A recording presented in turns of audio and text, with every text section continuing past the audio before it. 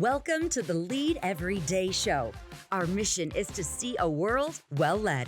And our strategy to get there? To empower leaders like you to lead every day. So let's get to work. Welcome to the Lead Every Day show. I'm Randy Gravitt. And I'm Mark Miller. And it has been said that there is no success for a leader without a successor. That's what we're going to talk about today on the show. So I'm glad you're joining us wherever you are. You may be driving, you may be on the treadmill, maybe on a walk. Maybe you're listening with your team, watching on YouTube, whatever. We want to challenge you today to maybe think a little broader than just your own personal success. Let's frame up this idea of having a succession plan and many facets of that. So Mark, I'm looking forward to picking your brain a little bit on it today. I think this will be a fascinating conversation. Something probably we don't talk about enough. Yeah, I don't think it's talked about enough in the general public, but I had the privilege to work in an organization for almost 45 years that talked about it a lot. And so I'm excited to share some of our experience here today. It's been interesting that organization you work for, if anybody doesn't know, was Chick-fil-A. And it's been kind of fascinating that I've had a little bit of a front row seat, I guess, to the thing. And it's moved from generation to generation to generation and seems to be thriving. And so I want us today to make a little bit of a case of why this is important, maybe why it's hard. And then let's talk about how you would do that if you said, okay, I buy what you guys are saying, but what do I do? You and I hear the the old yes, but how all the time. People agree a lot of times with what we say, but how do you do that kind of thing? So I want to dive into all that today. I think it's going to be fun. Good. Let's go. Okay. So let's talk to start with just for a second about why do you think this is so hard? Like why do we talk about this so little? You got any thoughts there? Well, I've got several. This might even take more than a second. There are a number of reasons that I believe leaders are reluctant to have this conversation, and it actually begins with insecurity. And I don't know any leader that leads well from a place of insecurity as it relates to their own role. And unfortunately, I've talked to too many leaders that are hesitant to invest in someone who might someday challenge their authority, challenge their role, might in fact serve as their replacement. And that's just not a great place to lead from. But I think that's one of the reasons people don't think about this. They think about it, but they don't want to think about it. Yeah. It's interesting you start there. I had a leader that we were coaching actually years ago. One of the leaders that our company was coaching, and I was actually coaching this guy, and I was talking to him. We were just kind of at the beginning of the call talking about, what's going well, what's not going so good. And one of the things he said is, he said, you could tell he had some tension going on. So what's up? And he said, I just literally had to fire my number 2 guy in the whole company. And I'm like, that's kind of out of the blue. I thought this guy was doing okay. He said he was doing okay. He said that, but he had this insecurity. That was the word he used. He said he kept a lid on the guy that was reporting to him, who was a guy that was actually more talented, more capable than what we were asking him to do. But because of this guy's insecurity, he said, I had to let him go because he couldn't get his head around the fact that I need to develop somebody who might be able to literally take my place. What he didn't know was I had something else planned for him, but because he wouldn't develop this other guy and help him reach his potential, he never reached his. And so that years ago, I've never forgotten that. It cost somebody their job. It really does cost us a lot when we have this fear of trying to develop people. That insecurity can really get in the way, and it puts a lid not just on the organization, it puts a lid on our own potential. It costs us today and tomorrow. So that's one reason we've got to work on it. But it really another, does. again, I think there's several reasons, and you said, let's spend a second on this, but I think the current shortage of leaders may actually be deterring leaders from thinking about succession, because succession has a future orientation. It has a future connotation. You know that we researched the topic of leadership just a few years ago when we were working on our book, Uncommon Greatness. we ended up talking to over 4,000 leaders around the world from numerous countries. And a third of them say they do not have enough leaders today to meet the demands of their organization. So I think some of it is, it's almost in terms of how do you think about saving for your kids' college education if you can't pay your bills today? And so even though that's circumstantial and it's still real, and it may make it harder to think about succession planning, but I think that shortage is a real stumbling block for a lot of leaders. Yeah, that's so true.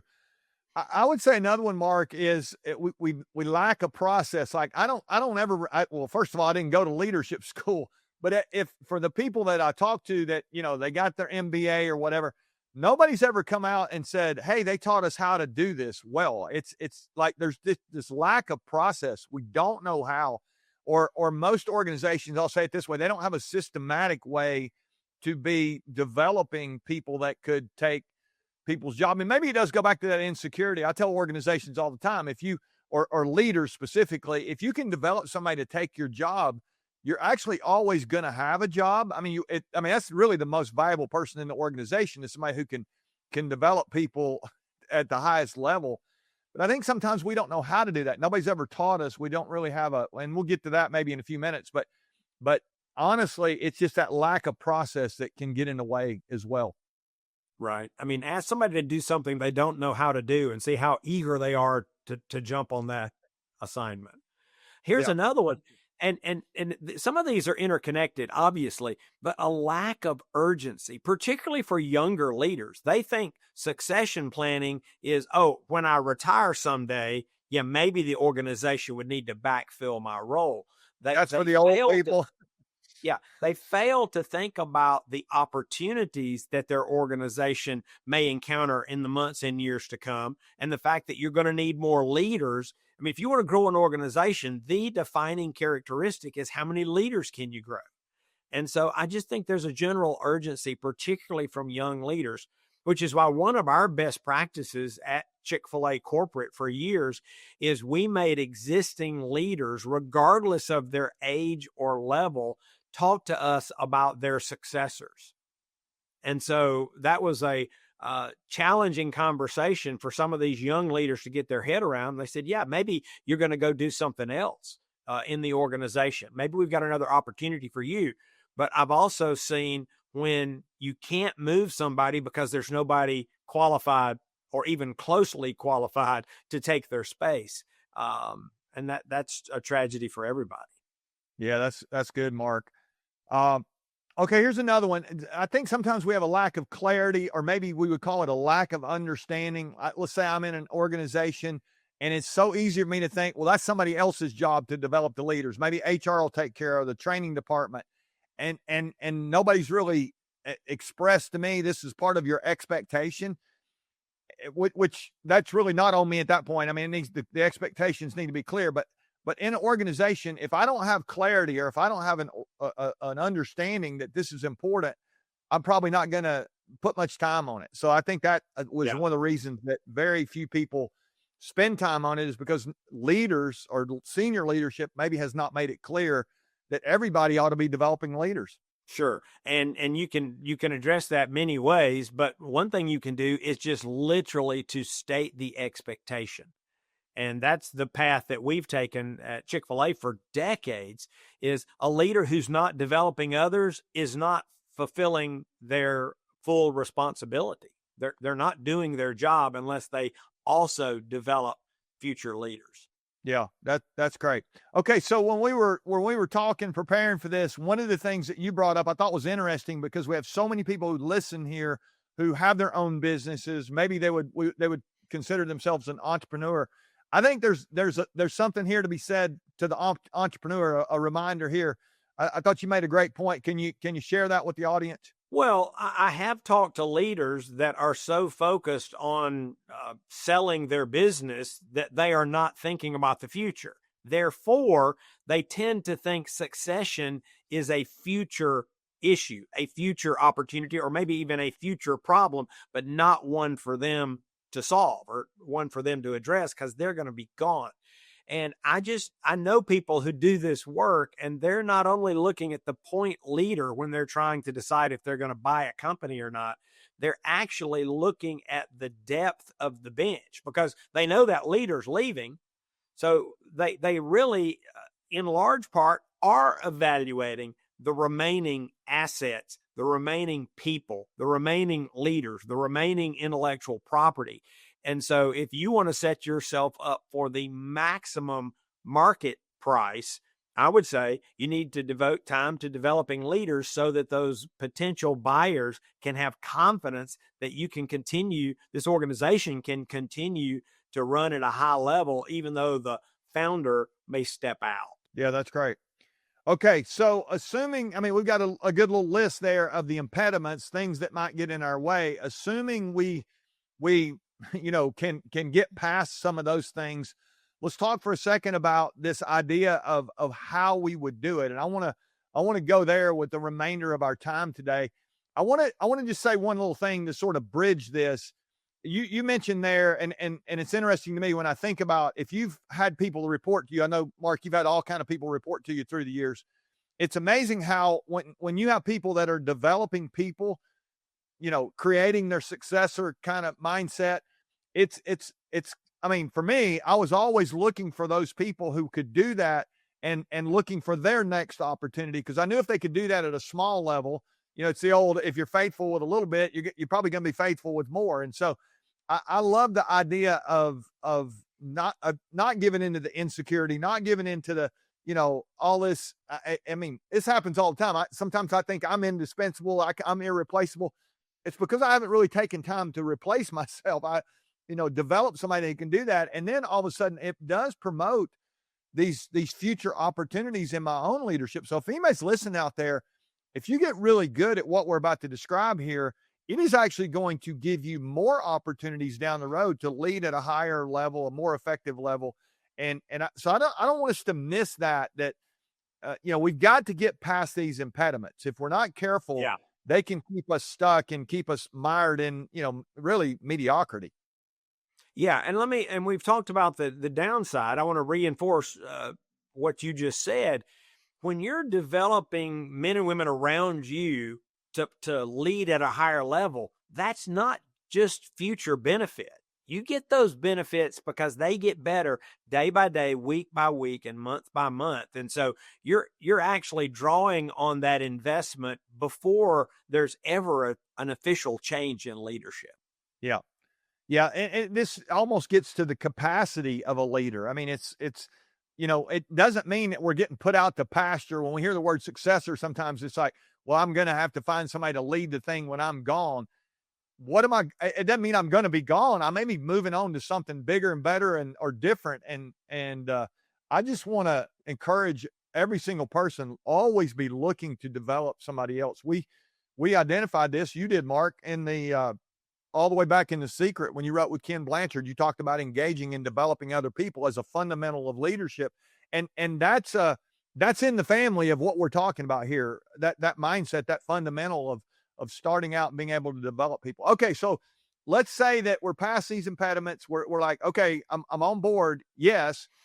But how would I do that? So where would you start if you wanted to create a succession plan, or you wanted to embrace succession planning in your organization? Where would a leader start, Mark? Well, I think I would suggest you begin with a goal, and I don't want you to fixate on that, but it could be a traditional goal that I want a successor ready in 18, 24, 36 months, 60 months. It could be that specific, or it could be that I want 2 or 3 viable candidates to take my spot should I move to another role, move to another opportunity. And so you're always investing those people. So it's not quite as sharp a goal as that first statement, but it's really about a statement of intent, because you're not going to do any of these other suggestions unless you've committed in your head and in your heart that I want to develop one or more leaders who could someday potentially take my spot. One more goal statement. I've mentioned a couple of times the way we approach this at Chick-fil-A, the corporate staff. we would have conversations about who's next and who's next. And we actually ask leaders to report who you think would be next and who you think would be next. And so we were working really to try and be 3 deep in all these roles. And when you got to that third person, you might even identify someone in another part of the business who you knew about who might be a candidate for your role at some point in the future. However you state it, this first step, if you will, is about intent, is commit yourself. Whether you can commit to the organization at large is another story, but commit, you are going to develop a leader that could someday take your place. Yeah, I like that mindset. I like the reminder as well of being 3 deep. I mean, that's a powerful, that pushes it to another level. And it's interesting. I remember years ago, if anybody's a college football fan, or you watch college football, you'll remember, I don't know, this has probably been a decade or so ago, maybe longer. Ohio State just won the last championship, but they won a championship, Mark, 10 or 12 years ago. You'll remember, I don't know what year it was, but remember they had their 3rd string quarterback. I think their 1st string guy got hurt at the end of the regular season. And then the 2nd string guy takes them, into I think it was maybe the Michigan game, the Big Ten championship, whatever. He gets hurt. And then their 3rd string guy ends up taking on this crazy run for those 2 playoff games and just lights out. And I'm thinking, how many organizations, they don't even know who's going to take. I mean, if the leader's gone for a day, it's almost like they have to shut the place down, much less thinking about being 3 deep. I mean, it's at the highest level, what are we doing to develop people around us? And so this idea of intent, I think that is a great place to start. And I love the fact that you put a timetable, or a couple of suggested, in 12 months or in 3 years or in 5 years. If you're thinking about, succession, you're leaving the company, maybe that is a 5-year thing or a 3-year thing. But every single leader listening here could be thinking about, how do I replace myself in the next 18 months? And who would replace that person if I did? Okay, so let me move us on to the second thing I think we would do is let's talk about some people. I think we would want to identify some candidates. To me, it's great to have the intent, but now we got to start talking about people and who would those people be. And I think you got 2 options here. This is pretty obvious, but let me just say this. You've got people from within the organization. And I would say that it's really good if you can have somebody in the organization, because they're going to share the values, the vision, they're going to bleed what you bleed, so to speak.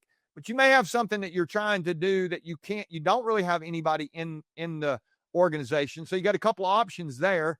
You can either go outside the organization, bring somebody in to fill that gap and to do what it is you're trying to do. Or there might be somebody that seems kind of unlikely in your organization, but you could really focus on developing them and getting them at least to that point where you can make a decision. Yes, this person really can do this, or maybe no, they can't. But I think sometimes we forget that those diamonds in the rough are always found in the rough. I mean, we look at people and, I don't know about them. What would happen if we focused on this and we really tried to develop somebody who really could, they do have the potential.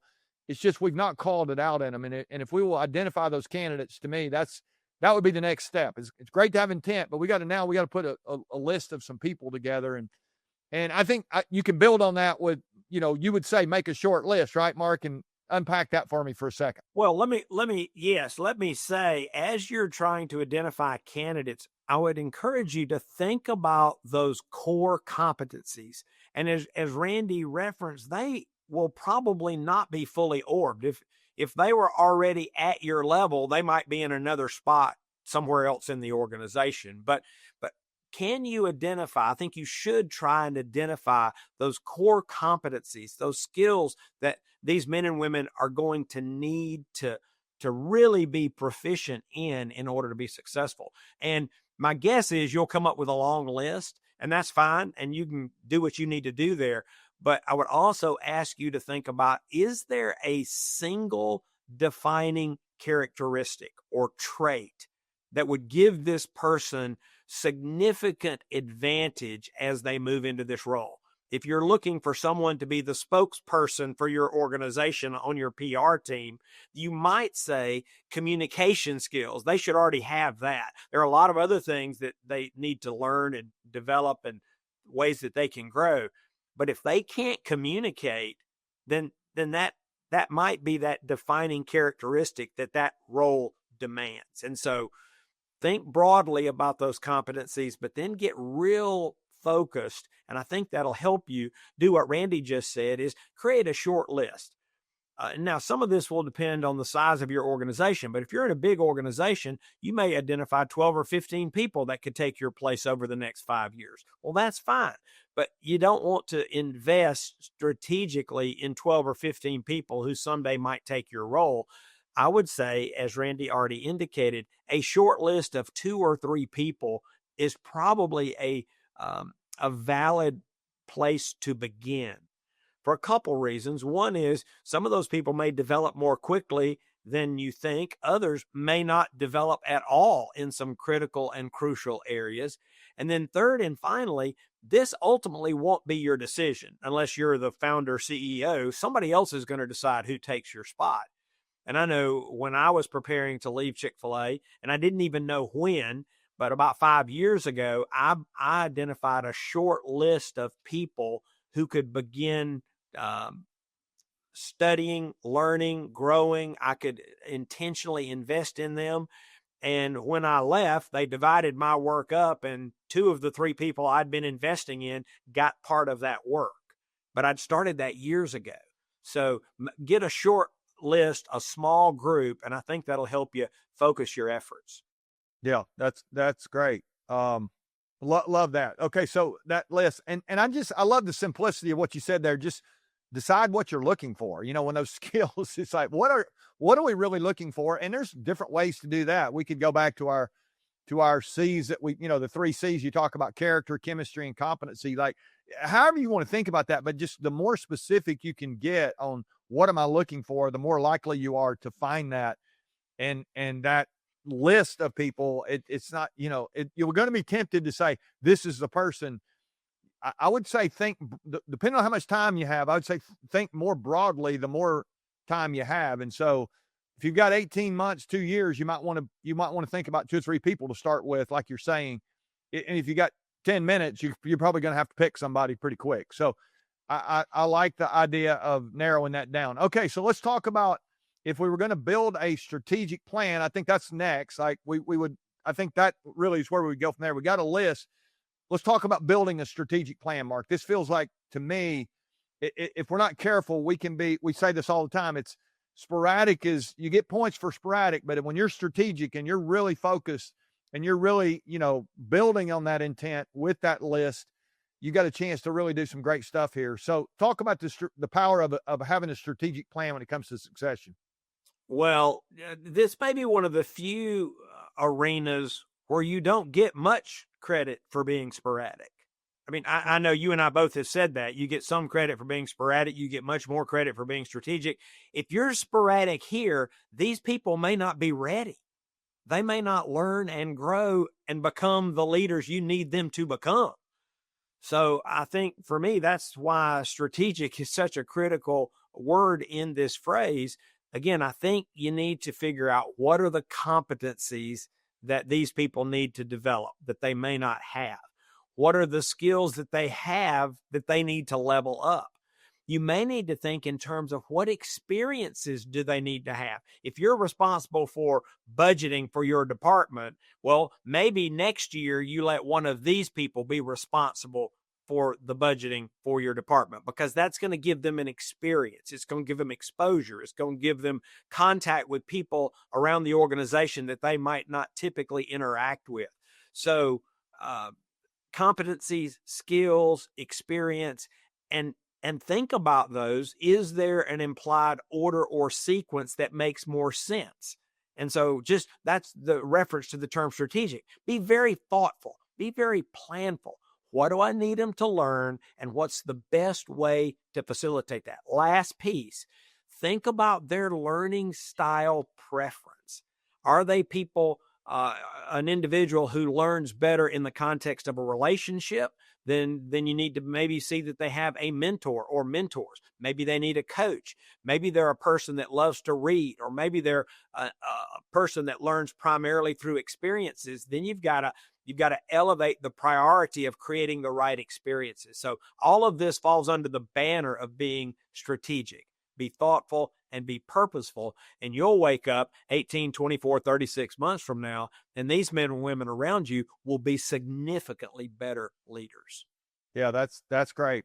I would say, Mark, to build on that, and this, I would put this really under the banner of strategy in some ways, but at the end of the day, we got to invest the time on this if we're going to really have success. I think so many times it's easy for us to pick somebody and challenge them and talk to them about the opportunity. They're all excited, and we give them a little piece of something and send them off on their way. And we, how many times have we heard somebody say something like, if you need something, just let me know. And this is going to require us to have one-on-one time with somebody. And so I would just remind anybody listening, you can't delegate your presence. If you're going to transfer your presence, you've got to do that. Proximity is going to be required here. So if you have a chance to travel and you're going somewhere, take that person with you. If you may want to have a set meeting every week or every month to evaluate, progress against some of the things we're talking about. This time together is going to be invaluable. And it's amazing how the more we do spend time with somebody, the more we start to think like they think, to talk like they talk, to look like they look. I mean, it literally is amazing. You see these pictures of people who've been married for a long time. Even the dog begins to look like them. I mean, it's crazy sometimes, but that's really the mindset that we want here. We want this person to be able to live in the way we think. We want them to be able to do it their own way when we transfer whatever that position is. But we do want them to be a vision within the vision of the organization. I think that comes from just spending time together. I've seen this happen so many times through my career when we spend time and really develop people and make sure that they understand, let them ask all the questions they need to, that we're asking a lot of the questions as the leader ourselves, like, hey, tell me what you're thinking here, or what, how would you do this? And if they don't, see it exactly the way they should be, maybe they see it differently than you, but they might be seeing it differently than they should inside the organization. Those are those places where we have a chance as the one who, is building the succession plan. We've got a chance then to coach them and challenge them and encourage them and remind them whatever we need to do. So this time on task, you challenged me years ago with the idea of time on task in several areas. When you put time on something, on a relationship right there, they do end up 18 months later looking like what they're supposed to look like. And yet they have their own bent, which is great, but man, it does propel the organization forward when we really take time on it. So it's one thing to have intent, but this is about that. When that strategy becomes, this is going to be my shadow, and I'm really trying to help them get to where they need to be, so they can maybe not just lead better than I lead, go further than I've ever gone. I mean, that mindset to me is I mean, that's one that when it's all said and done, that may be what matters most. Yeah. Now, let me offer a cautionary note. You used the term shadow, and I understand the spirit and intent of it. But yeah, I hesitate. That's good. Oh, but I hesitated. You know where I'm going here. Shadowing is not coaching. Shadowing is not mentoring. There's value in shadowing when you couple it with a strategic plan. That's right. So, but just follow me around and you'll figure it out. Unfortunately, and I know that's not what you're advocating, but you and I both have seen leaders do that. It's like, yeah, they're with me and they're watching and they're paying attention and this is their development. I'm not saying there's no developmental value there, but it's not what we're talking about. We need to take it to another level. Yeah, I said there at the end, I think it actually, if you're going to have them with you, it's actually better for you to be watching them than it is to be watching you. They've already been watching you for a long time. You need to be watching them and coaching them and developing them. I'm with you 100% there. Okay, let's talk about maybe the last thing that you're going to want to do here. You got this plan, you got people, you got a plan, you're investing the time. There's one thing I think that often gets left off. And Mark, I think sometimes we fail to evaluate how are we making progress toward our, let's say we're going 18 months here or 3 years here, we need to have some benchmarks along the way of where we're trying to get this person to at every milestone that we encounter there. And so the idea of evaluating progress, this feels like it's really important, Mark. You anything you want to say about that? Well, just to add, it is very important, and you can do that evaluation yourself, but it's really powerful when you do that in the context of a team. Back to my example where we would bring in and say, here's the person I think that would replace me if I got hit by a bus and you needed somebody tomorrow. Here's the person I think longer term might be able to take this role. And you've talked with that group about some of the developmental needs and opportunities. You've talked to them about skills and competencies and experiences. That group can help you evaluate and help you assess. It's like, well, you wanted them to lead a cross-functional team. How's that going? What did it happen? And how's it going? And you might say, well, it's going pretty good. Well, how do you know? Who have you talked to? What's the output of the team? Have you talked to the team members? How are they leading when you're not there? And so others can provide a healthy dose of accountability, the gift of accountability. So do it on your own, but others can help with this evaluation process. Yeah, it's great stuff, Mark. You mentioned there being hit by a bus and who would take your place kind of mindset. And that obviously there's urgency to ask that question. But I heard years ago that GE famously, if an executive left, and that's what happens. A lot of times somebody leaves, or, we need to be thinking about that kind of stuff too. We didn't really talk about that today, but if an executive leaves at GE back in the day, they said they would be replaced within 24 hours. And I think sometimes, I think sometimes we just think, well, they're going to be here forever. They're not going to leave, or nothing's going to happen. And I think we would do well to be more like, sports teams. If I think the what's going on, the NBA playoffs are going on right now. Let's think about that. If a player, turns an ankle, they're going to have to come out. They're going to be replaced. They've got to have a bench to replace that person immediately. And yet we are, somebody leaves and all of a sudden we're like, well, we need to get some resumes together in 6 weeks, 6 months. Sometimes a couple years later, we still don't have the person that we should in the place that we should. And I think a lot of that goes back to this conversation. It's not just, when the boss leaves, who's going to leave in charge. This is all day, every day. We can be thinking about how to develop people at all levels of every organization. And so let's not miss that here. This is huge. Who would take your place? That's a good way to ask. Well, let me say this, and some people have heard us talk about this on previous episodes. A leadership culture is actually more important than leadership, because you need more leaders than you have currently. You will always need more leaders than you have currently. And the way we define that is a place where leaders are routinely and systematically developed, and you have a surplus. The surplus means you've got ready now leaders. A surplus means the process and the system is actually working. If you don't have a surplus, you've got a shortfall, which again is what a third of the leaders in the world are saying right now. They've got a shortfall. Yeah, that's good. That's good. All right, we'll leave it today, Mark, with I know we normally give a book. I would say if anybody's looking for a little process or something they want to read, they could get your old parable. You remember Leaders Made Here that you wrote years ago? It'll at least introduce this mindset of creating a leadership culture. I love that. So you might want to check out Leaders Made Here, Mark's old book. If you've not read that one, that's a good one.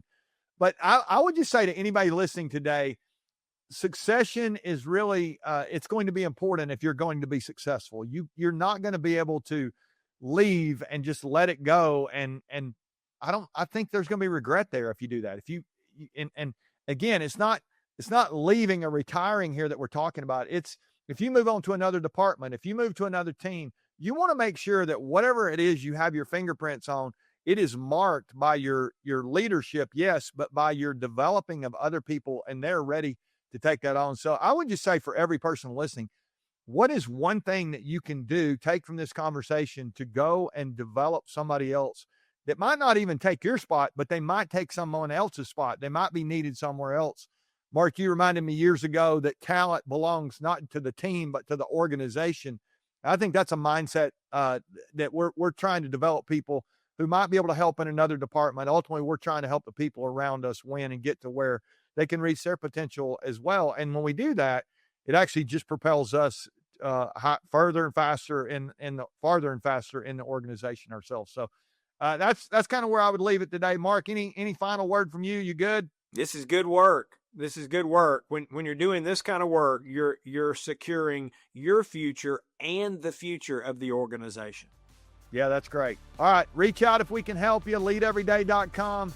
Keep sharing with your friends and family, and if we can help you, just let us know. Remember, the best leaders lead every day.